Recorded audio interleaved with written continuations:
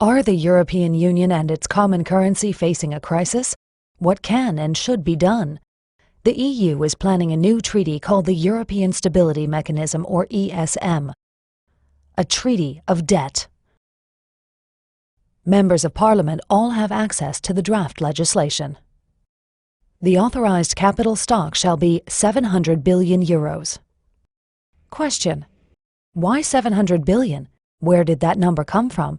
And by whom and on what basis was it calculated? ESM members hereby irrevocably and unconditionally undertake to pay on demand any capital call made on them within 7 days of receipt of such demand. Question: nothing really. That part is clear. If the ESM needs money, we have 7 days to pay. Taking normal bank processing times into account, that means we have 4 days to write a check. But what does irrevocably and unconditionally mean? What if we have a new parliament, one that doesn't want to transfer money to the ESM? Do we have to pay anyway? The Board of Governors may decide to change the authorized capital and amend Article 8 accordingly. Question: pardon me? 700 billion is just the beginning? The ESM can stock up the fund as much as it wants to, any time it wants to? And we would then be required, under Article 9, to irrevocably and unconditionally pay up? The ESM shall have full legal capacity to institute legal proceedings.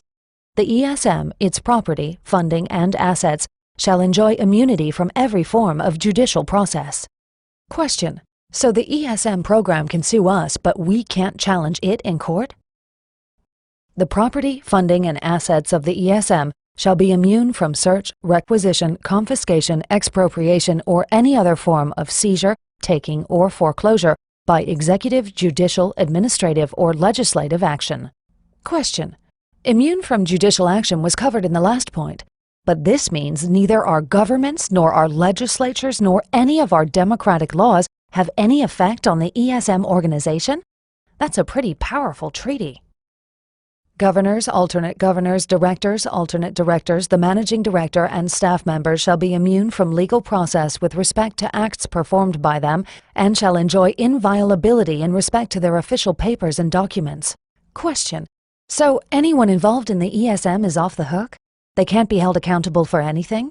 And does the inviolability of their papers mean we can't destroy them, or that we won't even be allowed to see what's been written?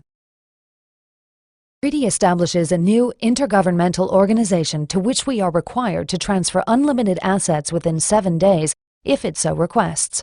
An organization that can sue us but is immune from all forms of prosecution and whose managers enjoy the same immunity. There are no independent reviewers and no existing laws apply. Governments cannot take action against it.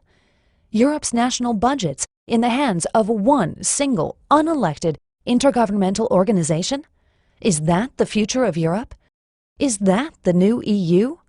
A Europe devoid of sovereign democracies? Is that what you want?